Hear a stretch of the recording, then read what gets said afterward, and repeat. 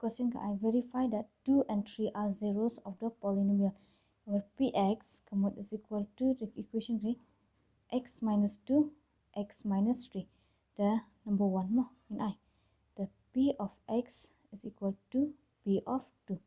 Hàng này là im2 này con 2 and 3. Thì một học find 2 and 3 thì cái 0 trong polynomial nhập find cái ni học chỉ sa bảo đây là 0 trong polynomial học cái equation. The một x is equal to 2. Equation I x minus 2